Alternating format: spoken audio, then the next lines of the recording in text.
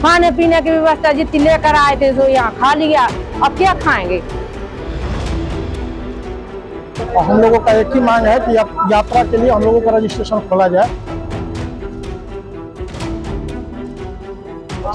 पैसा खत्म हो गया है, कैसे यात्रा करेंगे हम लोग। खाना पीना पैसे सब कुछ लेकर ये लोग ऋषिकेश में टिके हुए हैं, मगर कब तक ये इन्हें भी पता नहीं। ये लोग इस उम्मीद से पहुंचे थे कि भगवान के दर्शन करने जा रहे हैं, उत्तराखंड जाएंगे तो वहीं रजिस्ट्रेशन कराकर दर्शन कर लेंगे।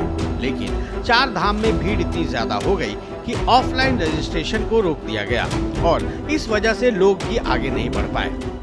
मुझे आया हुए 1 सप्ताह हो गया, यहाँ सारी व्यवस्था तो है पर रजिस्ट्रेशन नहीं हो पाने के कारण हम लोग यात्रा सफर नहीं कर पा रहे हैं।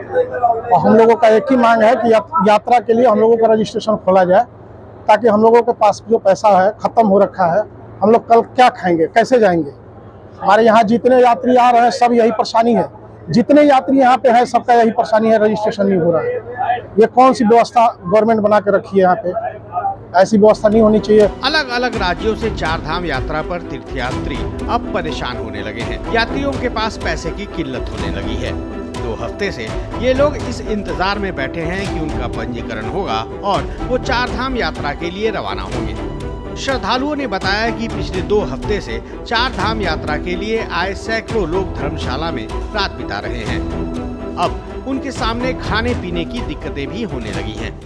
हम 13 तारीख आओ। अब क्या दिक्कत हो रही है? अब क्या दिक्कत हो रही है, हमने 3 बार फाइल जमा कर दी, हमारा कूपन नहीं दे रहा है, रजिस्ट्रेशन नहीं कर रहा है, जाने की हमारे को बहुत दिक्कत हो रही। बताओ कहाँ तक डरे रहेंगे। यहाँ खाने पीने की व्यवस्था जितनी लेकर आए थे सो यहाँ खा लिया, अब क्या खाएंगे। पैसा खत्म हो गया है, कैसे यात्रा करेंगे हम लोग, क्या कैसे यात्रा करेंगे।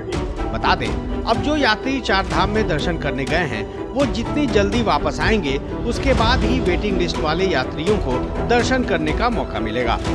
इस बीच मुख्यमंत्री धामी ने दिल्ली से की वर्चुअल बैठक में चार धाम को लेकर अफसरों को कड़े निर्देश दिए हैं। मुख्यमंत्री ने कहा है कि चार धाम यात्रा में हुई चूक की जिम्मेदारी अब अधिकारियों पर तय की जाएगी। अपने काम में खरा न उतरने या लापरवाही बरतने वाले अधिकारियों के खिलाफ कड़ी कार्रवाई भी की जाएगी। मुख्यमंत्री ने आगामी मॉनसून को देखते हुए अधिकारियों और पुलिस से पहले से ही तैयारियां पूरी कर लेने के निर्देश दिए हैं, ताकि मॉनसून के समय फिर से परेशानियां और अफरा तफरी न हो। इसके लिए सीएम धामी ने चीफ सेक्रेटरी राधा रतूड़ी की अध्यक्षता में अधिकारियों की कमेटी का गठन करने की घोषणा की है। में अभी पूरी व्यवस्था अच्छे से चल रही है, सभी श्रद्धालुओं को सुगम सुरक्षित यात्रा का वो मिल रहा है, दर्शन हो रहे हैं।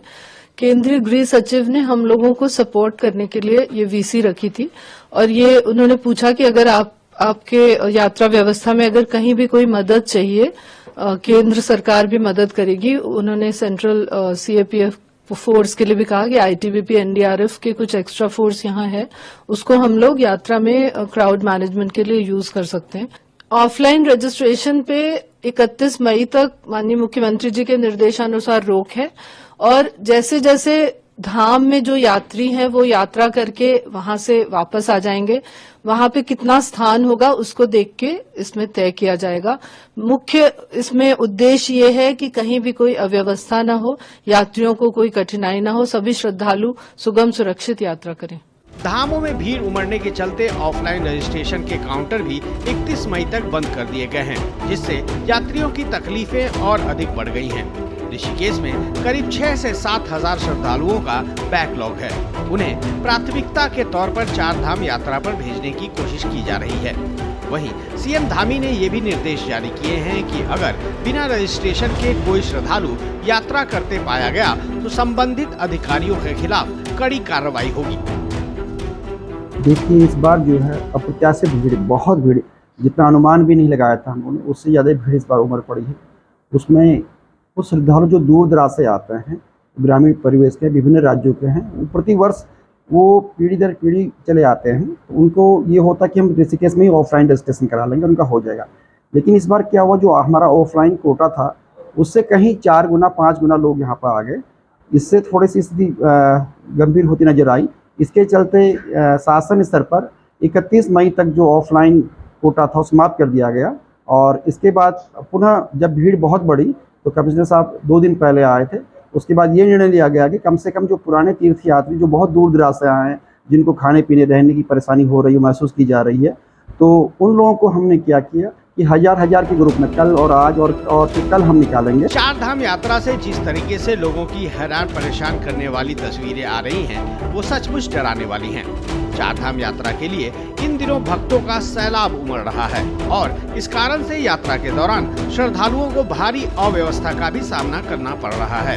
वहीं अब सवाल यह है कि उत्तराखंड की अर्थव्यवस्था का प्रमुख आधार होने के बावजूद चार धाम यात्रा के लिए शासन और प्रशासन ने पूर्व में समुचित तैयारी क्यों नहीं की?